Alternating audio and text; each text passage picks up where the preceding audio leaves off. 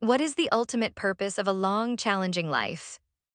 Is it to chase eternal glory on distant battlefields, or is it to find the winding, painful path back to where you belong? For 3 millennia, the Western world has turned to a single story for the answer: the epic journey of Odysseus. We often remember the monsters, the Cyclops, the sirens, the sorceress Circe. But the true heart of this monumental narrative is far simpler and far more human. The Odyssey is the story of a man fighting every conceivable force, divine and mortal, not to win a war or gain a throne, but simply to go home. Homer's epic is the foundational narrative of Nostos, the Greek word for homecoming. But Nostos means more than just a physical return. It is the restoration of identity, the reclamation of order, and the reassertion of the self after profound and prolonged suffering. It is a story not about the wrath of war, which defined the Iliad and Achilles, but about the resilience of survival, the virtue of cunning, and the value of a single mortal life anchored in duty and love. This journey of 20 years, 10 fighting at Troy and 10 struggling to return, is the defining statement that for humanity, the highest existence is a rooted existence, and life itself is ultimately a determined journey back home. We will trace the path of Odysseus, the Polytropos, the man of many turns, many ways, and many sorrows. We will explore how his identity was forged and fractured by monsters and goddesses alike, why he repeatedly rejected immortality, and how his disguised return to Ithaca became the ultimate test of his character. This is more than a story of adventure. It is a meditation on the human condition, revealing that the chaos we face in the world is nothing compared to the discipline required to reclaim our own internal kingdom. Homer's epics stand as the twin pillars of Western literature, shaping our understanding of heroism, fate, and the divine. The Iliad focuses intensely on a few weeks of rage and war, ending tragically with the death of the great hero Achilles, who chose a short, glorious life, Cleos, over a long, quiet one. The Odyssey, composed likely in the 8th century before the Common Era, provides the essential counter-narrative. It follows the survivor, the pragmatist, the man whose primary goal is not how he will die, but how he will continue to live. Attributed to the poet Homer, who may have been a single genius or a culmination of centuries of oral bards, the Odyssey captures a moment in Greek history known as the Dark Ages, reflecting values that crystallized as city-states polis began to form. These were values of order, social law, and critically, xenia or sacred hospitality. The story itself begins in medias res, or in the middle of things. 20 years have passed since Odysseus left Ithaca. The Trojan War is over.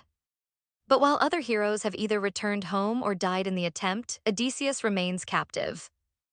He is held on the remote island of Ogygia by the nymph Calypso, a name that means the concealer. She offers him the ultimate temptation, immortality and eternal youth. Yet even in paradise, Odysseus weeps daily, his longing for his mortal wife, his rough island home, and his fragile finite life, proving stronger than the promise of godlike stasis. On his home island of Ithaca, chaos reigns. In the absence of the king, dozens of greedy, insolent noblemen, the suitors have descended upon the palace. They violate every sacred law of Xenia, consuming Odysseus's wealth, sleeping with his servants, and pressuring his wife, Penelope, to choose a new husband, thereby usurping the throne. This domestic crisis, the violation of the Oikos, is the political heart of the narrative. The first 4 books of the epic, known as the Telemachy, focus entirely on Odysseus's son, Telemachus. Telemachus is nearly a man, but he is paralyzed by indecision and grief, unable to assert control over his own house. It is Athena, Odysseus's divine patroness and the goddess of wisdom, who intervenes, disguised as an old family friend mentor. She spurs Telemachus into action, urging him to undertake his own smaller Nostos, a journey to the mainland to seek news of his lost father. This parallel journey of the son is crucial. Telemachus must separate himself from the corruption of Ithaca, confront the world outside, and gain the necessary wisdom, Medis, to be worthy of his father's return. He hears tales of heroism and suffering from Nestor and Menelaus, preparing him not just for confrontation, but for understanding the true cost of the Trojan War. The structure of the Odyssey is one of the most sophisticated in ancient literature, a testament to the depth of the oral tradition. Unlike the Iliad, which marches linearly toward the inevitable conclusion of Troy's fall, the Odyssey uses narrative time like a master weaver, manipulating flashback and foreshadowing to build tension. Homer, or the bard we call Homer, was writing at a time when Greece was transitioning culturally. The bronze-armored warriors of the Mycenaean age were gone, replaced by city-states that valued commerce, colonization, and prudent governance. The Odyssey reflects this shift. The ideal hero is no longer the man of pure by brute force, like Ajax, but the man of Medis' cunning intelligence, who can survive the unpredictable forces of a newly expanded world. Odysseus is the embodiment of this new heroism. His epithet Polytropos, meaning man of many ways or many turns, defines his ability to adapt, deceive, and persist. This adaptability is essential because the world he faces is a chaotic, monstrous realm, far removed from the structured battlefields of Troy. When the gods finally intervene, Zeus sending Hermes to compel Calypso to release him, Odysseus is forced back into the perilous world. He builds his own raft and sails away, only to face the inevitable wrath of Poseidon, the sea god. This divine antagonism stems from Odysseus's fatal mistake years earlier, the blinding of Poseidon's Cyclops son Polyphemus. Odysseus's encounter with Polyphemus in Book 9 is the hinge upon which his decade of suffering pivots. After landing on the Cyclops island, Odysseus rashly enters the cave of Polyphemus, expecting the laws of Xenia to apply. Instead, he finds himself facing a savage giant who has no regard for Zeus or social law. This encounter is a terrifying reversal of civilization. The monster eats his men, violating the most sacred bond between host and guest. Odysseus survives only through his cunning. He intoxicates the Cyclops with wine, and when the giant falls asleep, he blinds him with a hardened stake. When other Cyclopes ask who has attacked him, Polyphemus screams that nobody has done this, a brilliant, life-saving deception that earns Odysseus momentary safety. However, as Odysseus sails away, ego overcomes prudence. In a moment of fatal hubris, he shouts back his true name and lineage. Odysseus, son of Laertes, king of Ithaca. This act of vainglory provides Poseidon with the exact target for his vengeance, ensuring Odysseus's long, tortured journey across the seas. The scene profoundly illustrates the tension between Medis and hubris, between the intelligence required for survival and the reckless ego that threatens to destroy it. The subsequent wanderings, which Odysseus recounts to the Phaeacian court of King Alcinous and Queen Arete, are a surreal catalogue of trials. He loses all his men and ships to the cannibalistic Laestrygonians and the chaotic whirlpool of Charybdis, or to their own greed, eating the cattle of the sun god Helios. Each episode strips away a layer of his past life, leaving him more isolated but also wiser. With the sorceress Circe, Odysseus faces a different kind of threat: transformative seduction. She turns his men into swine, a symbolic act suggesting how easily human identity can devolve into animalistic indulgence when disconnected from the moral demands of home and duty. Aided by the god Hermes, Odysseus resists her magic and spends a year with her, fathering a child, but crucially, he never forgets his ultimate goal: Ithaca. Before Circe allows him to leave, she directs him to the final, necessary stage of his transformation, a descent into the underworld Nicaea. This is a confrontation with death, memory, and destiny. Here, Odysseus speaks to the shades of the dead, including his own mother and the great prophet Tiresias. Tiresias gives him the roadmap to his Nostos, confirming that the sea god Poseidon is his eternal foe and that he will return home, but only after much suffering. Crucially, the prophet reveals that even after he restores order in Ithaca, Odysseus must undertake one final journey inland, carrying an oar until he finds people who mistake the sea implement for a winnowing fan to appease Poseidon and finally secure lasting peace. This prophecy suggests that the journey home is never truly concluded, only deferred until all obligations are met. The voyage continues with the Sirens, whose song offers transcendent knowledge and oblivion. Odysseus famously chooses to be tied to the mast, so that he may hear the song without succumbing to the temptation of leaping to his death. This act symbolizes the acquired wisdom of Odysseus. He now understands that knowledge must be consumed with discipline and that self-control is paramount to survival. Finally, alone after the last of his undisciplined crew eats the sacred cattle of the sun, Odysseus washes ashore on Ogygia, Calypso's island. He spends 7 years there, refusing the goddess's offer of immortality. Why? Because the deepest human need is not for eternal life, but for the earned, finite reality of home. Odysseus chooses mortality, suffering, and Penelope over endless, stagnant existence. He escapes Ajaja, is shipwrecked again by Poseidon, and is rescued by the Phaeacian princess, Nausicaa. The Phaeacians, a supremely civilized people who exemplify the finest traits of Xenia, listen to his tale and finally, after 10 years of struggle, convey him across the final stretch of sea to the shores of Ithaca. Odysseus returns to Ithaca, but he is fundamentally changed, worn, and unrecognizable. Athena immediately disguises him as an old beggar. This disguise is the final, most crucial test of his Medis. He must now navigate his own kingdom as a stranger, observing, listening, and assessing the rot that has set in without revealing his identity prematurely. His initial meeting is with the loyal swineherd Eumaeus, who offers the beggar generous hospitality, unknowingly upholding the sacred law of Xenia that the rest of the household has forgotten. Eumaeus's simple fidelity stands in sharp contrast to the deceit and greed rampant in the palace. The first human recognition scene occurs with Telemachus. Guided by Athena, father and son are reunited in Eumaeus's hut. Telemachus initially mistakes his father for a god, so sudden is the transformation when Athena temporarily lifts the disguise. The emotional reunion is poignant, but their joy is quickly tempered by the realization of the massive task ahead: 2 men against dozens of armed suitors. The true test of Odysseus's identity crisis occurs when he enters his own palace, still disguised as a beggar. He is ridiculed, struck, and humiliated by the suitors, particularly the arrogant Antinous.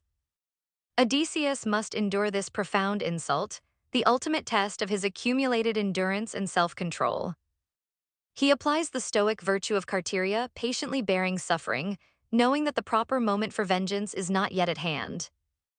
It is the moment of recognition by his dog, Argus, that provides the most emotionally resonant moment of the entire epic.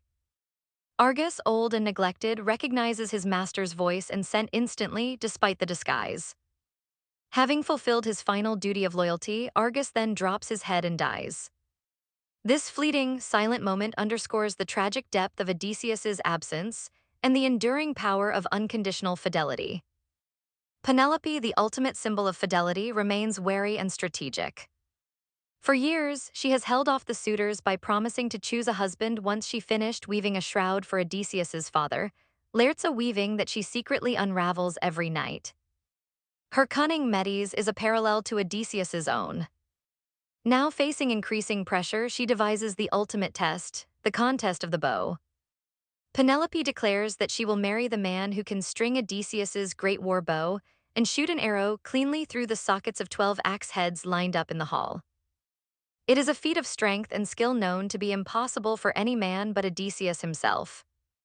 The suitors all fail, proving their inadequacy not just as suitors but as men and as potential kings. Odysseus, still disguised as the beggar, asks for a chance to try. The suitors mock him, but Penelope insists that the guest should be allowed the attempt. Odysseus takes the bow, effortlessly strings it, a sound described as sharp and clear, like a swallow's cry, and sends the arrow through all 12 axe sockets. This is the moment of full self-revelation. The beggar drops his disguise and the brutal slaughter begins. Aided by Telemachus and the loyal servants Eumaeus and Philodius, Odysseus systematically executes the treacherous suitors.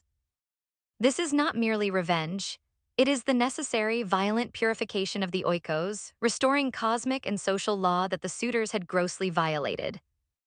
The final, climactic recognition occurs in the marriage chamber. Penelope remains skeptical, fearing a trick or a god in disguise. She tests Odysseus one last time, ordering her nurse Eurycleia to move the marriage bed out of their room. Odysseus explodes in rage, demanding to know how anyone could move that bed, since he carved it himself from a living olive tree, rooting one post directly into the earth of the house. This secret, known only to the husband and wife, is the irrefutable proof of his identity. The bed, rooted to the earth, symbolizes the unshakable foundation of their marriage and his rightful established place in Ithaca. Penelope, finally convinced, runs to him and the couple weeps in reunion, concluding the longest journey home in Western literature. Having followed the plot, let us now delve deeper into the profound philosophical architecture underpinning the epic, focusing on how the journey home functions as an affirmation of mortal existence. The decision by Odysseus to reject the offer of immortality from the goddess Calypso is perhaps the single most significant philosophical statement in the Odyssey. Calypso offers him eternal youth, eternal life, and endless pleasure, the dream of escaping suffering and death. Odysseus recognizes that while Calypso's offer is beautiful, it is fundamentally meaningless. To accept immortality is to abandon his history, his identity, and his mortal ties. He tells the goddess, "I long to go home and see the day of my return. If any god strikes me on the wine-dark sea, I will endure it, for I have a heart that is trained to patience." This rejection of the divine for the mortal affirms the unique value of human existence, that our lives, precisely because they are finite, precisely because they are defined by suffering, possess an intense, earned meaning that the gods cannot replicate. The suffering Polytlas, the much-enduring one, is not a flaw, it is a prerequisite for wisdom and worthiness.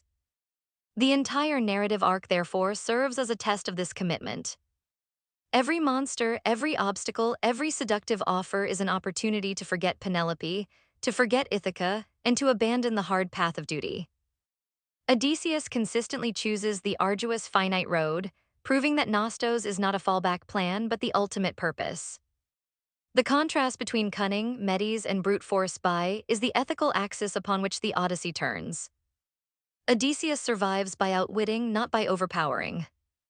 This is a profound statement about the mature form of heroism required for civilized life. Brute force may win battles, but intelligence builds and maintains order. His use of disguise is the ultimate exercise of Medis. By becoming the beggar, he adopts the lowest status in his society. This strategy is vital. It allows him to gather intelligence, distinguish the loyal from the treacherous, and endure humiliation, which tempers his warrior's pride. The beggar disguise is a philosophical necessity. The king must first learn to be nobody before he can rightfully reclaim his title. The concept of identity itself is fluid throughout the epic, only solidified by key moments of recognition. Identity cannot be claimed, it must be proven. The initial emotional recognition by Telemachus is confirmed by a shared love. The recognition by Eurycleia, the nurse, is achieved through the physical, immutable mark of the scar on his thigh, a memory of his youthful hunting accident, confirming the continuity of his physical being. The final, most important recognition by Penelope is secured not by a physical mark, nor by a shared memory of a heroic deed, but by the secret of the marriage bed. This symbol of their commitment is rooted in the earth, built by Odysseus himself from the trunk of a living olive tree. This represents the fixed, organic, and private knowledge that validates their entire shared history and the sanctity of the Oikos. The very structure of the Odyssey reinforces the theme of identity and memory. By having Odysseus narrate his spectacular adventures to the Phaeacians in the middle books, Homer allows the hero to construct his own heroic narrative retrospectively. The telling of the story is an act of identity creation, proving his worthiness and endurance to an audience that will provide him the means of the final return. The meticulous emphasis on xenia, hospitality, throughout the narrative provides the essential moral framework for the entire epic. Xenia was the law that separated civilized Greek society from the barbarism of the Cyclops or the Laestrygonians. The suitors are condemned not merely for consuming Odysseus's wealth, but for their utter disregard for the sacred duties of a guest. They are parasites who pervert the rule of law. Their destruction is thus presented not as mere revenge, but as the necessary restoration of cosmic justice, sanctioned by the gods to purge the profound corruption that had taken root in the most sacred space, the king's household. In analyzing the epic's lasting importance, we must look beyond its ancient context and see how this journey continues to define our own searches for meaning and belonging today. The Odyssey is arguably the first and most enduring blueprint for the universal hero's journey, influencing storytelling across continents and centuries. The literary influence is direct and profound. James Joyce's modernist masterpiece, Ulysses, explicitly models its structure on the Odyssey, mapping the epic journey onto the mundane events of a single day in Dublin. Leopold Bloom becomes the modern Odysseus, and his struggles for reconciliation and understanding reflect the enduring human need for Nostos in an alienated modern world. Philosophically, Odysseus's confrontation with temptation provides timeless psychological insight. The seductive stasis of Calypso, offering comfort at the price of purpose, speaks directly to the contemporary dilemma of resisting distractions and instant gratification. We are all offered metaphorical islands of oblivion digital entertainment, endless consumption, or comfortable inertia that promise ease in exchange for abandoning our long-term, arduous Ithaca. Odysseus's need for strategic humility, his time spent as the beggar remains a powerful metaphor for personal transformation and professional navigation. When we undertake major career changes, relocate, or endure long-term crises, we often lose our established status. We must then rely on cunning, observation, and patience to prove our competence anew, operating in a kind of disguise until the right moment for self-revelation. The Odyssey reminds us that identity, once stripped of titles and possessions, relies entirely on internal resources, on Medis and the steadfast memory of purpose. The ability to endure insult and wait for the correct strategic moment is the true mark of the mature hero, a lesson highly applicable in navigating the complexities of modern social and political environments where immediate, emotional reaction often leads to ruin. Furthermore, the domestic crisis in Ithaca, caused by the entitled and rapacious suitors, mirrors the societal threat posed by unchecked entitlement and the violation of fundamental norms. Odysseus's return and decisive action underscore a difficult but enduring truth. Maintaining order requires actively defending personal and civic boundaries against internal corruption that seeks to consume the communal good.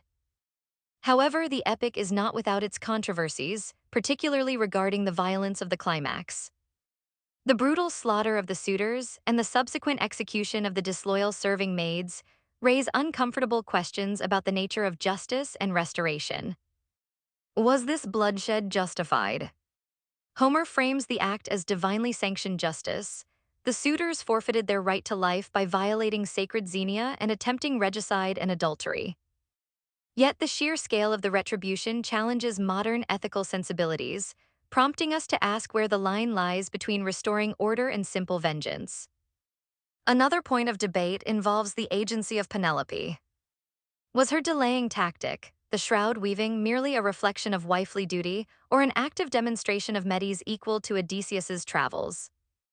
Her prolonged skepticism toward the disguised hero, culminating in the test of the marriage bed, reveals that she is a strategic actor, not a passive victim. She is the anchor of order in Ithaca, defending the Oikos with cunning while Odysseus is away.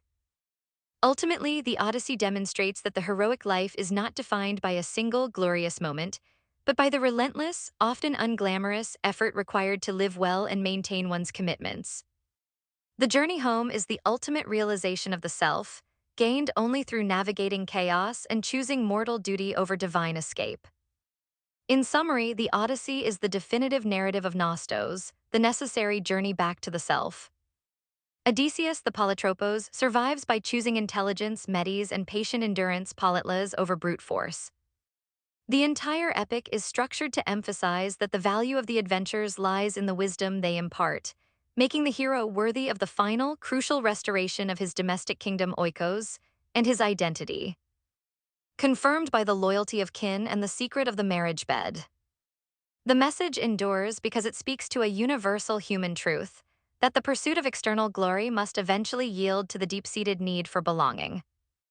True heroism is not about avoiding the suffering of life, but embracing it, enduring it, and ultimately using the wisdom gained to build a stable, meaningful home. But does the journey truly end when Odysseus reaches Ithaca? The final prophecy by Tiresias suggests that even after the slaughter of the suitors and the return to peace, Odysseus must embark on one last journey inland, away from the sea, to appease Poseidon and achieve a final, true peace.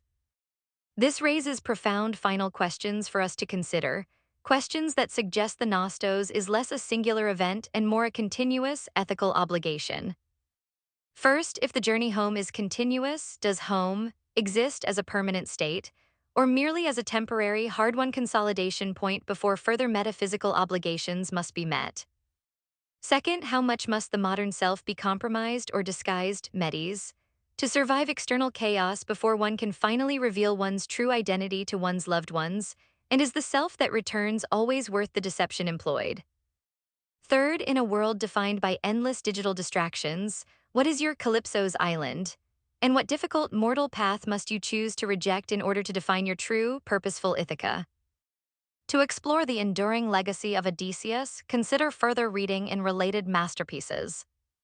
Look to Virgil's Aeneid, which transforms the Nostos from a journey back to the past into a mission to found the future of Rome. Read James Joyce's Ulysses, which reveals the epic quality inherent in the mundane struggle for meaning in a single day.